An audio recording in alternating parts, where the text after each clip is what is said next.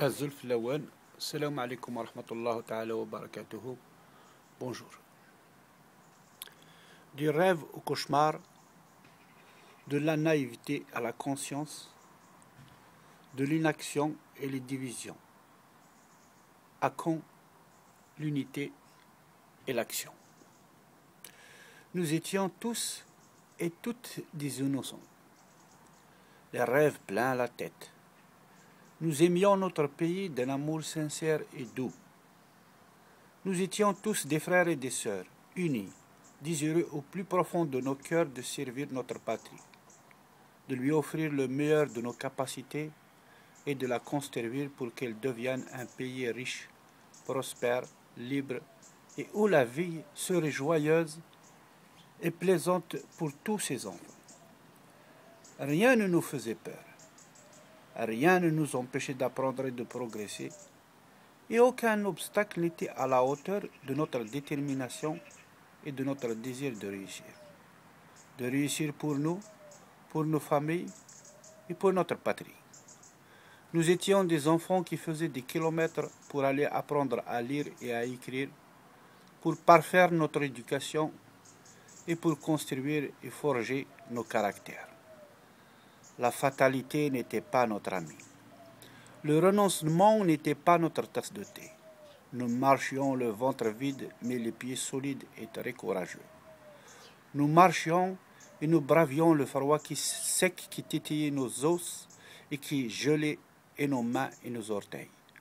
Nous marchions et nous humilions sous nos petits pieds et la neige et la boue.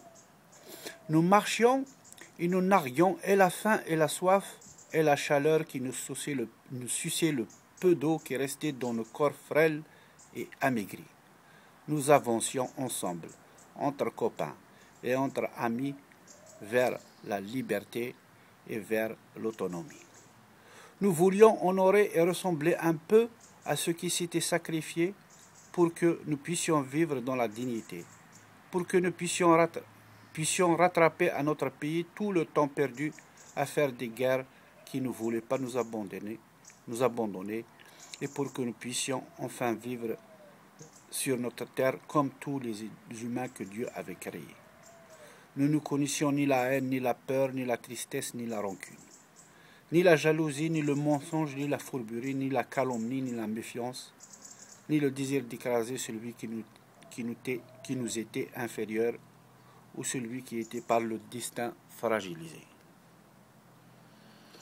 Le respect, la solidarité, le partage, le jeu, les livres, la joie étaient avec nous nuit et jour, malgré notre pauvreté, malgré nos frustrations, nos manques et nos difficultés à avoir le nécessaire pour assurer notre quotidien qui n'était pas souvent facile à assumer. Nous étions heureux, naïfs, humbles et toujours prêts à aider celui qui a besoin de nous pour tout ce que nous pouvions lui donner.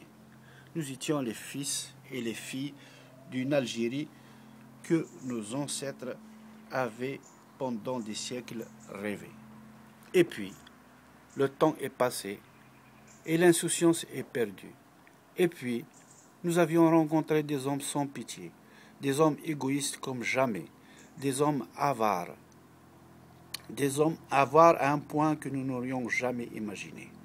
Des hommes qui frappaient, d'autres qui censuraient, d'autres qui méprisaient, d'autres qui assassinaient, d'autres qui se faisaient des guerres sans pitié et d'autres qui volaient. Et puis, nous avions rencontré des hommes qui torturaient, d'autres qui harcelaient, d'autres qui menaçaient, d'autres qui emprisonnaient, d'autres qui manipulaient, d'autres qui insultaient et d'autres qui trompaient. Et puis, nous avions vu des têtes égorgées posées sur des piquets, des corps déchiquetés par des bombes explosées, des familles entières massacrées sans que personne ne vienne les aider, des jeunes assassinés un à un sans regret et sans culpabilité, des hommes détruits à jamais, des pieds estropiés, des frères partis, enlevés et qui ne sont jamais revenus. Et puis, nous avions vu des incompétents prendre des places qu'ils sont incapables d'assumer, des cadres humbles, sérieux et compétents partir loin de leur pays ou rester à faire des tâches inutiles pour la société.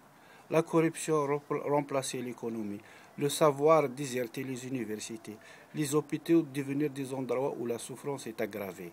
Et puis, nous avions vu que tout était difficile, que le pouvoir nous avait abandonnés, que les richesses de notre pays étaient volées et gaspillées.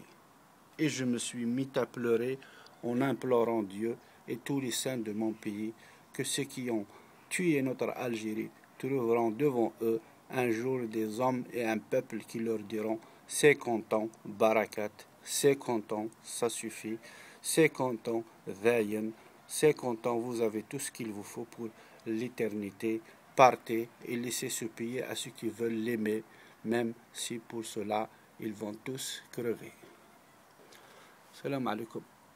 هكا كي الدنيا قبل هنا